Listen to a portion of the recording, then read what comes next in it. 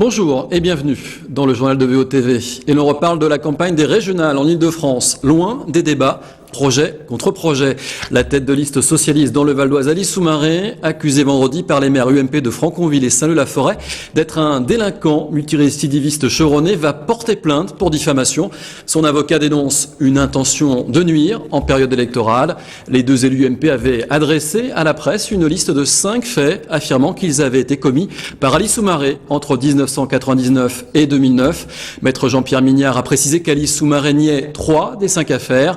Concernant les 2 autres affaires, une condamnation remontant à 1999 n'a plus le droit d'être évoquée, a déclaré l'avocat, car Alice Soumaré a été réhabilitée. Concernant la dernière condamnation, datant d'octobre 2009, 2 mois de prison ferme pour des faits de rébellion à agent de la force publique, maître Jean-Pierre Mignard s'est étonné qu'elle n'avait pas été signifiée par les services du tribunal de Pontoise à son client. Appel a été fait immédiatement ce lundi matin même, a annoncé l'avocat. De son côté, Francis Delattre, le maire UMP de Franconville que nous avons rencontré samedi, se disait sûr de ces documents. Après avoir présenté vendredi dans un communiqué Alice Soumaré comme un délinquant multirécidiviste chevronné, il a qualifié samedi la tête de liste PS au régional de petit caïd de quartier. Propos recueillis par Marie Chaudet. Il est présenté comme un candidat de la réussite républicaine, comme la nécessité d'intégrer dans les responsabilités les jeunes des quartiers, et il me semble que compte tenu du palmarès judiciaire de M. Alice Soumaré, c'est au contraire le contre-exemple. On s'appuie uniquement sur des décisions de justice définitivement rendues au nom du peuple français, qui sont publiques et auxquelles chaque citoyen, contrairement à ce que j'entends dire, peut accéder. Je trouve que pour les jeunes de nos quartiers, de penser qu'un petit caïd de quartier puisse être investi tête de liste à la tête d'une liste d'un parti amené peut-être à avoir des responsabilités régionales et peut-être même nationales un jour, est extraordinairement grave. Voilà ce que je pense. Et dans un nouveau communiqué diffusé lundi, les maires de Franconville et Saint-Leu-la-Forêt dénoncent, je cite, les déclarations en rideau de fumée des professionnels de l'indignation qui ne peuvent remettre en cause la réalité des jugements et décisions de justice concernant la tête de liste socialiste dans le Val d'Oise. Fin de citation. Et au PS, après un week-end sans réaction, son porte-parole Benoît Hamon a dénoncé, je cite, une droite qui a choisi de faire des hommes et des femmes qui habitent dans les quartiers l'objet de sa vindicte politique. Nous combattrons contre ça, nous nous battrons pour l'égalité républicaine, a-t-il ajouté. Quand on est jeune, noir et de Villiers-le-Bel, on est joueur de foot du PSG ou on est délinquant. C'est lamentable et insupportable, s'est insurgé Benoît Hamon lors du point presse hebdomadaire du Parti socialiste. Le PS a donc renouvelé sa confiance à Alice Soumaré. Il est maintenu comme tête de liste sur le Val d'Oise. Dans un communiqué, le patron du PS 95 lui fait part de son plein et entier soutien et l'assure de toute sa solidarité. Dominique Lefebvre, que vous voyez sur ces images, demande, je cite, à Axel Poniatowski et ses comparses, Delattre et Meurant, de cesser leurs attaques calomnieuses et la diffusion d'informations mensongères à l'encontre d'Ali Soumaré. Le patron du PS Val d'Oise leur demande également des explications, notamment sur leurs sources, avec cette question, je cite, « Pourquoi ont-ils sciemment imputé à Ali Soumaré des faits auxquels il est totalement étranger et dans quel but ?» Des questions que se pose aussi François Pupponi, le député maire PS de Sarcelles. Il fait partie des élus du Parti socialiste qui ont poussé la candidature d'Alice Soumaré au régional. Alice Soumaré qui est aussi employé de la ville de Sarcelles. Il est collaborateur de cabinet. On écoute tout de suite François Pupponi au micro de Brice Martinelli. Moi, je suis scandalisé parce que je connais bien Alice Soumaré. Je l'ai embauché à la ville de Sarcelles en mars 2009. Je sais quel garçon il est. Et celui qui est dépeint dans la presse n'est pas celui que je connais. Et donc je sais aussi, d'une manière certaine, que les faits qui sont reprochés à Soumaré, ou en tout cas que le fameux casier judiciaire qui a été diffusé par M. Delattre, n'est pas le casier judiciaire d'Alice Soumaré. Et donc il y a mensonge. On parle d'un autre Alice Soumaré ? Je ne sais pas si on parle d'un autre Alice Soumaré. Ce qu'a dit M. Delattre sur Alice Soumaré est faux. Et on a reproché à Alice Soumaré des faits qu'il n'a pas commis. On l'a fait passer pour un délinquant multirécidiviste chevronné, ce qu'il n'est pas. Et je le dis d'une manière certaine, document en ma possession à l'appui. Et donc je suis fortement choqué, scandalisé, que l'on puisse ainsi jeter en pâture l'honneur d'un homme, le faire passer pour un délinquant qu'il n'est pas, en toute impunité. Donc moi je pense et j'espère que la procédure engagée par Elie Soumaré pour laver son honneur ira jusqu'au bout et que ceux qui ont fait ça seront lourdement sanctionnés. Réaction aussi à droite après le maintien d'Ali Soumaré aux élections régionales. Axel Poniatowski avait dénoncé vendredi une liste socialiste au Massal. Notre journaliste Yohann Bensoussan a recueilli sa réaction à l'occasion d'une visite ce lundi, une visite de campagne à Roissy en fin d'après-midi. Il était en compagnie de Valérie Pécresse. On les écoute tous les deux.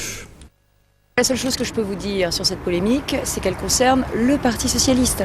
C'est le Parti socialiste qui choisit ses têtes de liste. Ça n'est pas, c'est la responsabilité du Parti socialiste. Je considère que l'ensemble de ces condamnations sont aujourd'hui avérées, et que par conséquent, Monsieur Soumaré, le fond de la question, c'est que Monsieur Soumaré est un délinquant. Bon. Et que ce délinquant est tête de liste du Parti socialiste dans le Val d'Oise, c'est quand même énorme, c'est quand même très grave. Il a parfaitement le droit de se présenter. La seule chose, c'est qu'il ne faut pas cacher les choses. Je veux dire, quand vous êtes candidat tête de liste, vous n'avez pas à cacher le fait que vous avez eu des condamnations. C'est quand même très important et c'est très grave. Sans transition maintenant avec une première en France, le scanner corporel permettant de voir à travers vos vêtements pour déceler d'éventuels objets cachés. Eh bien, ce scanner a fait ce lundi matin son arrivée à l'aéroport Roissy-Charles de Gaulle. Suite à la tentative d'attentat entre Amsterdam et Détroit en décembre dernier, l'aéroport était contraint par les autorités américaines d'opérer 30% de fouilles corporelles en plus pour les départs vers les États-Unis. Le portail à ondes multimétriques en phase de test pour 3 mois permettrait, selon les autorités, une meilleure efficacité et une amélioration de la sûreté. Celui-ci pose cependant des problèmes s'agissant de l'intimité des voyageurs. Brice Martinelli nous présente le scanner corporel. Quelques secondes dans ce sas et le tour est joué. Ce scanner corporel qui voit sous vos vêtements les éventuels objets cachés pourrait bientôt remplacer la traditionnelle palpation. Si un objet est repéré, l'agent de sûreté reçoit une image schématique indiquant l'emplacement du produit suspect. Ce procédé améliorerait la sécurité et la rapidité des contrôles. Des ondes millimétriques se réfléchissent sur sa peau, constituent une sorte d'image en volume, une image holographique, qui est envoyée en sous-sol dans un opérateur. Cet opérateur est du même sexe que lui et ne le voit pas, donc ne peut pas associer l'image à la personne. Le portail à ondes millimétriques pose néanmoins le problème de l'intimité des voyageurs. Aucun floutage n'est prévu au niveau des parties génitales. Une intrusion qui ne semble pas déranger les premiers passagers volontaires. Ça prend à peine 10 secondes, même pas. C'est le temps de se placer et après ça prend quelques secondes. C'est plus rapide que d'habitude. Et c'est pas plus inquiétant qu'une fouille corporelle à mon avis. I'm very fine. There's no problem actually. I think security comes first, so I'm good with my body. En phase d'expérimentation pour les vols en direction des États-Unis, le scanner corporel ne présenterait aucun danger selon le directeur de la DGAC. Cette expérimentation sur le Terminal 2 doit maintenant déterminer la généralisation ou non de l'outil aux aéroports français. Ça y est, Florent Amodiot est rentré des Jeux Olympiques de Vancouver. C'était ce matin. Son retour était très attendu par sa famille et ses amis, tellement attendu qu'ils se sont rendus à l'aéroport de Roissy-Charles de Gaulle dès dimanche, pensant que le jeune homme arrivait ce jour-là. Et pourtant, son arrivée était bien prévue pour le lendemain. Un acte manqué qui témoigne de l'impatience de ses proches. Ce lundi matin, en tête du comité d'accueil, il y avait sa maman et sa sœur. Reportage, Brice Martinelli, Marie Chaudet. Dimanche 21 février à l'aéroport de Roissy, d'après la maman de Florent Amodiot, le jeune homme ne devrait plus tarder, mais un coup de téléphone à son fils va changer la donne. Tu es où, Florent? Tu es à Vancouver. Bon, Florent, ton avion, il est bien à 11h15 ce matin? Après vérification des horaires, Florent n'arrive en fait que le lendemain. Oh mon doudou, moi qui t'attends, j'ai hâte de te voir. Bon, on se moque pas. Pour Nadia Amodiot, ces Jeux Olympiques, ce sont aussi ses premiers. Un acte manqué qui a servi de répétition pour la vraie arrivée de Florent le lendemain. Cette fois, Florent est bien parti de Vancouver. Dans l'avion, il est où? Yes. Dans l'avion. Et dans l'avion, il est debout. Il attend de sortir. Lors de ces Jeux Olympiques, le jeune patineur est arrivé 12e, une performance qui fait la fierté de sa famille. Ce sont quand même ses premiers JO. Et puis, quand on voit les grands champions qui tombent, qui ne gèrent pas le stress, et comme Florent a géré, je suis épatée. Il m'épate comme toujours. Il a tout donné. Il a vraiment bien réussi, je trouve. Il est encore jeune, donc il a le temps et on verra plus tard. Il est 11h30. Après 3 semaines passées sans sa famille, Florent arrive enfin.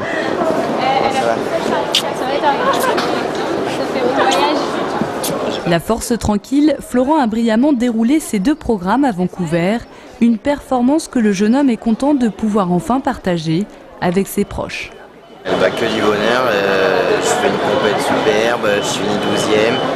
Non, là c'est vraiment que du bonheur et puis je vais rentrer, je vais profiter de tout ça, je vais appeler mes potes, je vais reprendre ma petite vie normale. J'ai eu un petit problème de bagage, donc ils arrivent demain, donc voilà. Florent ne récupérera ses patins que demain avec le reste de ses bagages. Il reprendra l'entraînement très prochainement avec pour objectif cette fois les championnats du monde dans un mois. Bravo. Voilà, ce journal se termine. Merci encore de l'avoir suivi. L'info continue bien sûr sur voanews.fr. À demain.